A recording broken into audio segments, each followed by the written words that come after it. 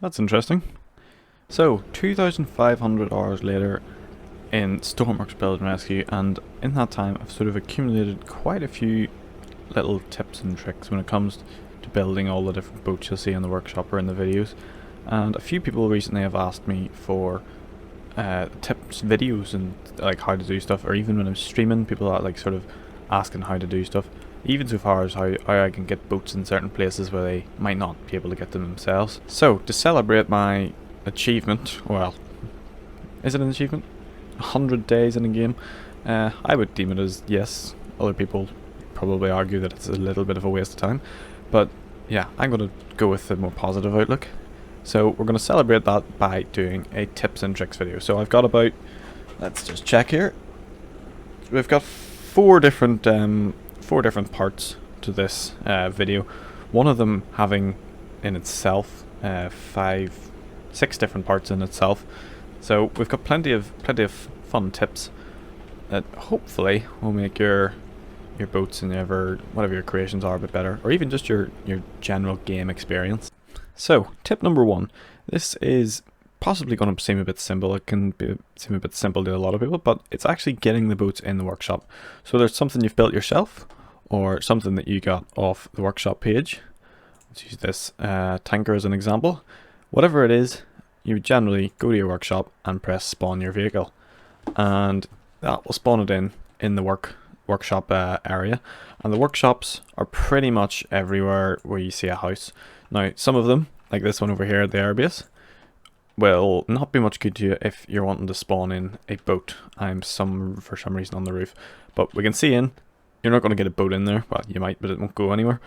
That workbench then is purely for planes and land vehicles.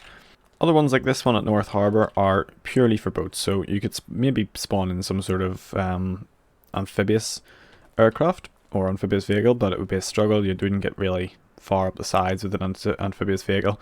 You have to go a good bit around the coast. So they all have their different specialities, and we'll use this one as an example because this is a vanilla workshop, so it's the size that it is in the game. You can see, I think it's 56 meters long, 20 something meters wide, and 20 meters tall. So it's sort of like a stretched out rectangle. You can mod the workbenches.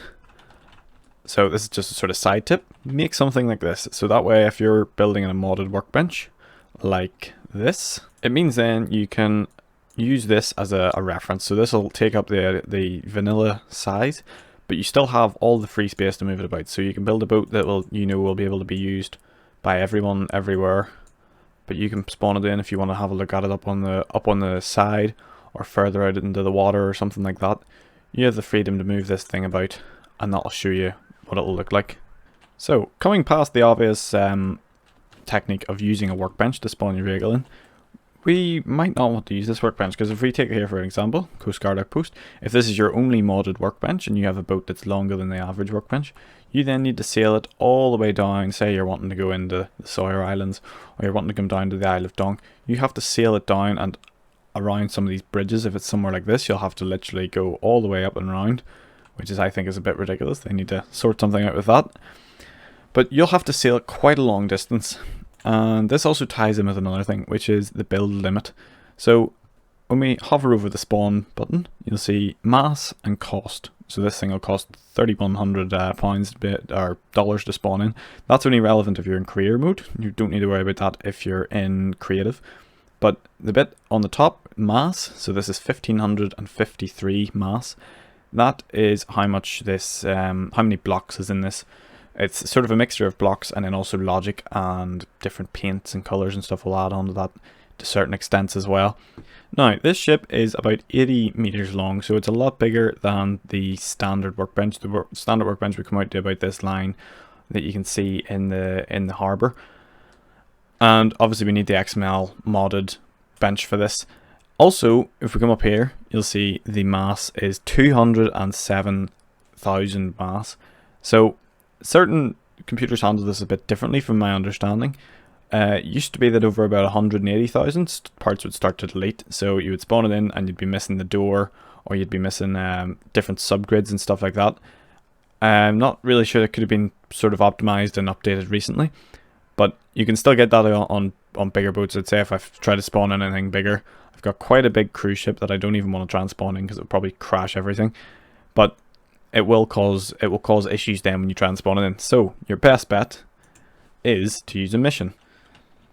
Unfortunately, I have to record this part in desktop mode because it sort of bugs out a wee bit when you're recording. But to access the mission editor, come up, press escape, and come into the add-on editor, and this will bring you up with this page here, and that'll have your name, your environmental mods, and then your mission locations. These, from my understanding, basically do the same thing. Environment mods is a wee bit better if you're doing it as a static object, and then the missions is more for moving things. If it's like if you're making a mission where you need to deliver something, things like that. For the purpose of this though, we're just going to go into add unique location. Doesn't really matter which one you do it on if you're just doing it as a test. And we're going to use a creative base because that's where we are. So then we come up with the options delete location. I'll just get rid of this one and you can go and choose another one. You can also add multiple locations in. So if we want to use the helicopter base, you can have something set up at each of them. And then say maybe you have to fly a helicopter from one to the other. And then there's the appropriate stuff on either side for them to work together. We have test location, which will spawn the mission in. We'll see that more in a minute. Select location, which will let you change it without deleting the thing. And then edit objects, which is what we're interested in today. So we come down here to this little wheel icon, and that's add vehicle. And that allows us to come in, select our cruise ship, and once it loads in, we can set it here. We could obviously put it back out to sea, we could move it about. And we also have all these parameters here. Most of them I have no idea what they do. But the main one being that it's static, so that'll mean that it'll sort of spawn in as part of the world, it won't move about. Keep vehicle active, that way when you go a certain distance away from it, this will stay active, all the stuff on board will stay active. It won't sort of despawn and shut everything down. This is helpful if you're spawning something in as an environmental mod for a base, and you need to have all the stuff operational on it for something that you're then flying away. So if you need to communicate back and forward to it. Is editable, means that you can take it back into the workshop. Show on map, that'll just bring up a symbol on the map. And transponder active, I have no idea what that does. I've never really delved too deeply into it to find out. But we now have our ship in the world, and that's the main thing. So then we go back on to add-on overview, come back down to test location, press that, and in a couple of seconds this should appear. So if we just come up into here, you can see we're running at 62 FPS down in the bottom left, and then it'll sort of drop down when it spawns in. So now we've got our big ship spawned in, and you're able to then use it. This is very handy if you are wanting to try and test things out in different locations. So I'd mentioned earlier about having to sail all the way down through the map to get to somewhere like here or up towards this little bay here. Instead, what we can do, go back into the add-on editor, add another location, scroll down, find our location, say we want to go to the fishing village. Where's the fishing village? Fishing village. So this is up on the top of the Isle of Dunk. We can then spawn in our boat. We'll spawn in a different one this time just for added drama.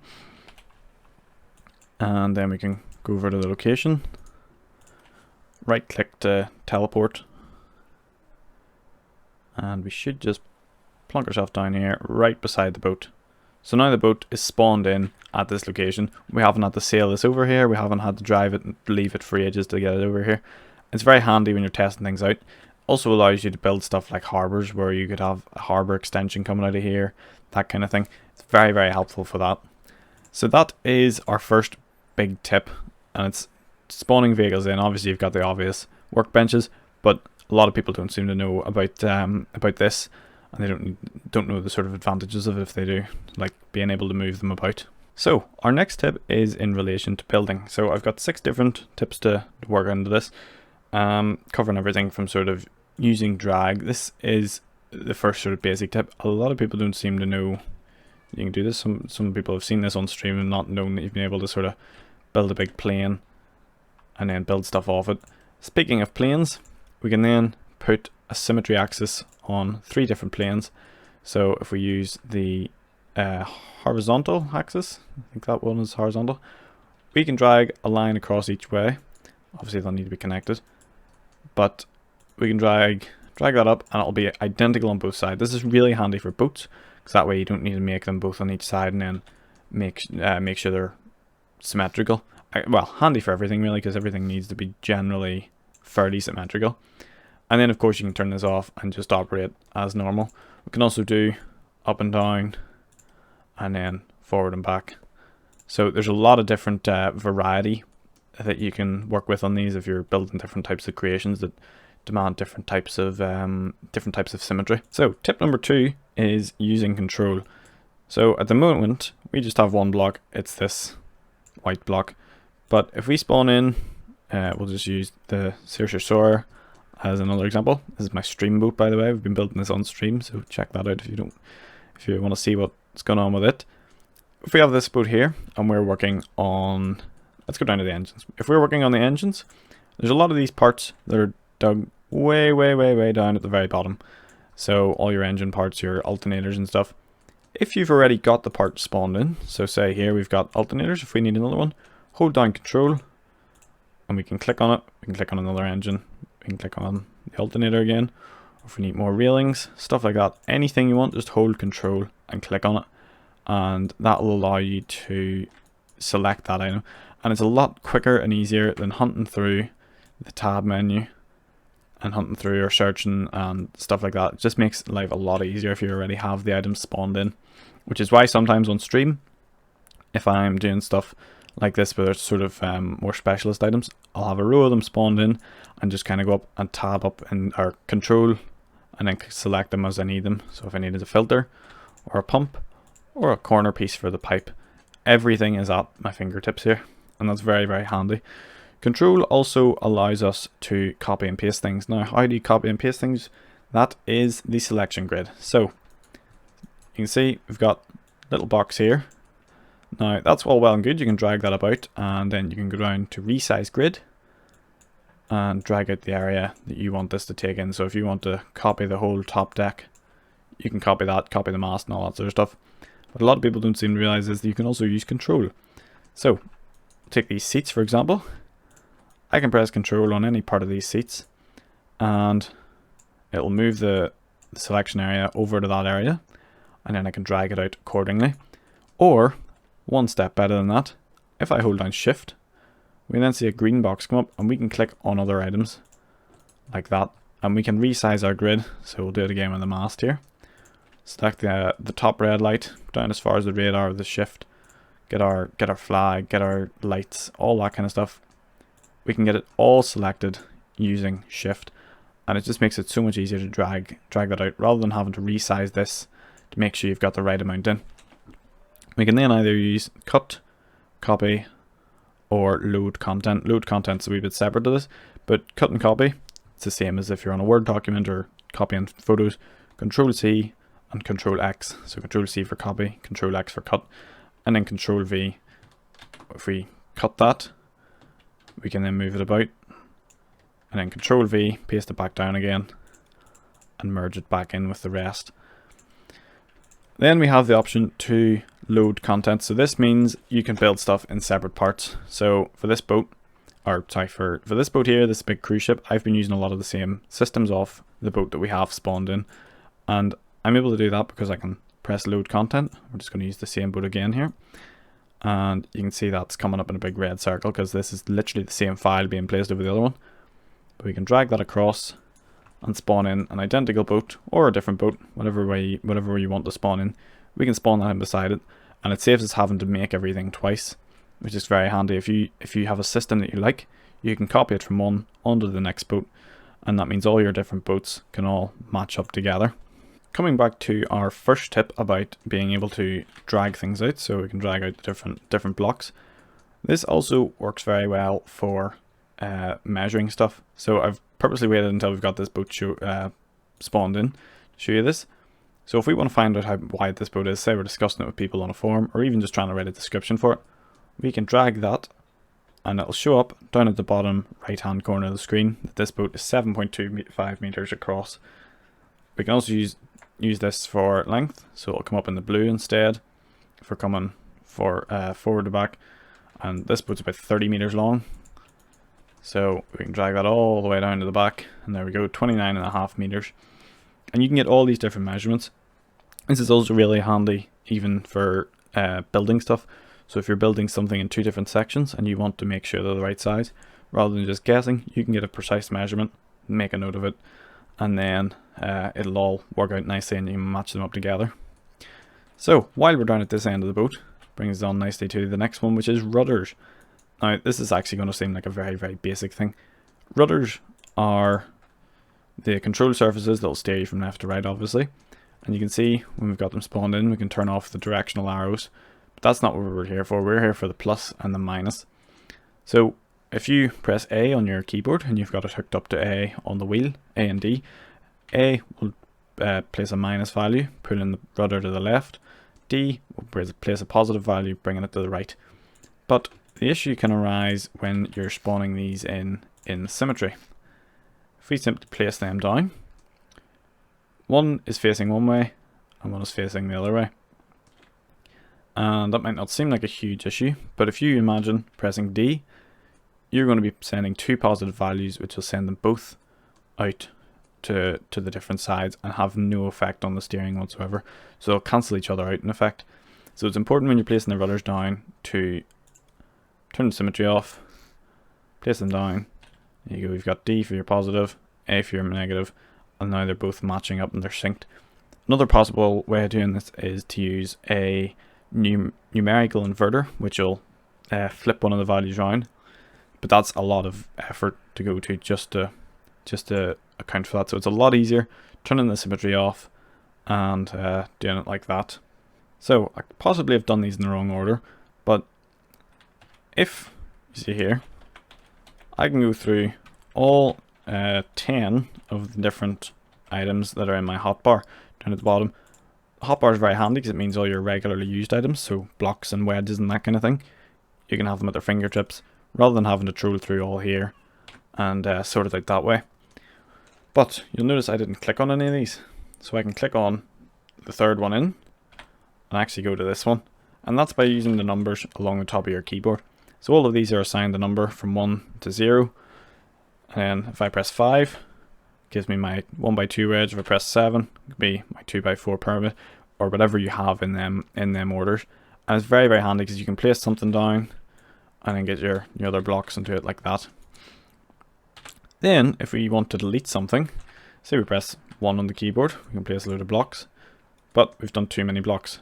If we press X, that'll save us having to go up and press the eraser, and that way we can dump it back down, and you can either press X again or press whatever button you wanted. So if you wanted 1 or 2 or 3 or 4 or 5, whatever you like. Something else that you might find very, very helpful is the use of microcontrollers. So if I press on the logic icon up here, that'll bring up all the logic for this boat.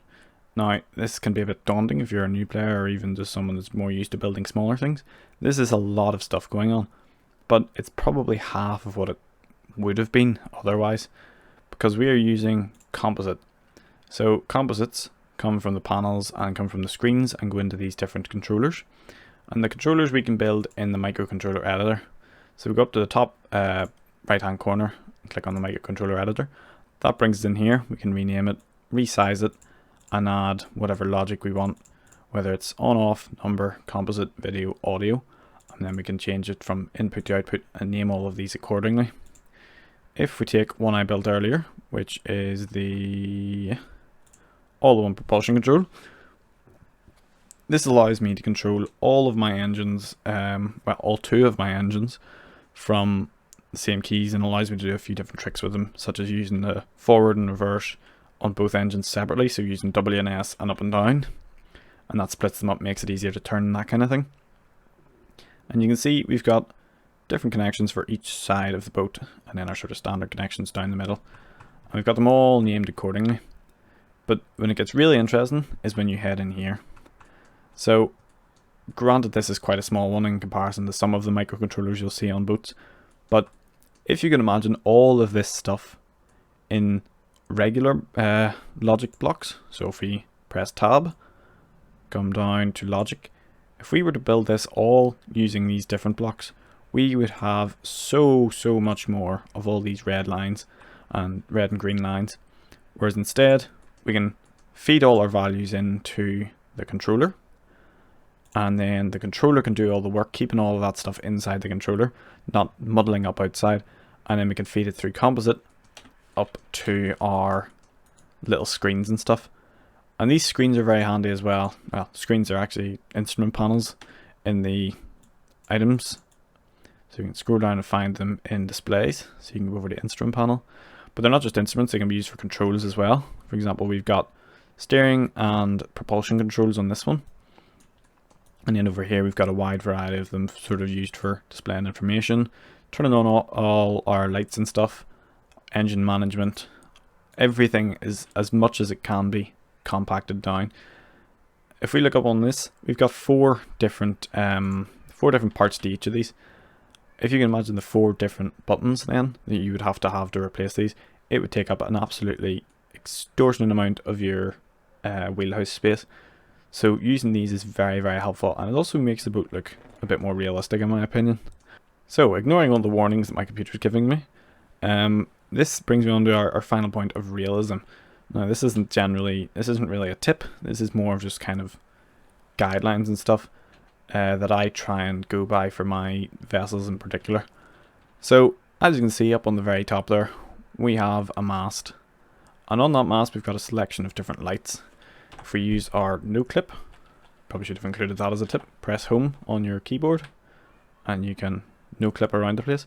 If we go up into our bridge, we can turn on masthead and running lights, and these are our 2 most basic nav lights. Now you can have these on the same button, doesn't really matter, but what these allow you to do is see what direction the boat's going. So if it's the middle of the night and we're quite far away, we can see the red light on that boat and the white light at the front. That tells us the boat is heading right to left, and we are looking at the left hand side of it. If we look around to the other side, we can see the green light, it's heading left to right, and we can see the right hand side of it. Or if we see the white light, obviously with Stormworks the light is sort of filtering through where it shouldn't be, but just the single white light, that then shows us that either this boat is heading away from us or it's anchored. So the white all round is basically something you avoid. You don't sail towards that.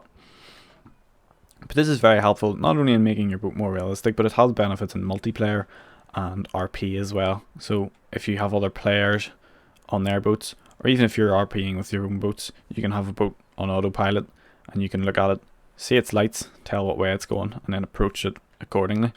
Another thing then to make the boat as realistic as possible is a nice wheelhouse. Now you'll see some boats that have very, very cool wheelhouses and they do look good, but not realistic. Obviously that's personal preference. Different people like sort of different styles, but using these instrument panels, I can have all the lights on them instead of having loads of different big buttons that look a bit ridiculous. And we have all of the different displays, so that when I go and turn on the instruments, all our panels light up, all that kind of thing. And it just makes it feel a lot more realistic. You've got your radar, data link, brilliant data link system, and your sonar, all that kind of stuff that you would have on a real boat. And then finally, the sort of head off the end of the realistic tips. This is just sort of a few different parts of the boat. So if we just come into photo mode, so I can use my cursor. This is the bow, this is the stern. We're looking at the red light, so this is the port side of the boat, so your left. If we go over to the right hand side of the boat, we'll see the green light, and that is starboard. And that's basically if you're doing stuff realistically, if you're on like an RP server or anything like that, and they're saying turn to starboard, I'm off your port bars, and just so you know what they're talking about. But it's also helpful if you're asking for advice. So some people on some servers maybe assume a lot of people have a bit more knowledge than they do, so they'll use expressions like that to describe things, and then you're sort of left wondering what on earth they're talking about. So I think we'll then leave our first tips and tricks video there. If you have any other stuff that you can think of, or any other things that you'd like me to go over that I do on some of my boats or some of my creations that you've seen me do and you'd like to know more about, please let me know down below and I'll do another one. But yeah, apart from that, thanks for watching, and thanks for joining me on 2,500 hours of Stormworks. And just to show you what 2,500 hours looks like, that is my original attempt at this boat. So these are both based off the exact same boat. Obviously this one was very, very early on in my Stormworks career. I probably didn't even have 24 hours on at this point. But yeah, just shows you, if you're new to the game, stick with it and you can make quite a lot of improvements. Yeah, thanks for watching. Hopefully a new part of the survival series, if I can think of a storyline quite soon. And keep an eye out for the streams as well. But yeah, thanks very much for watching, and I'll see you in the next video. Bye bye.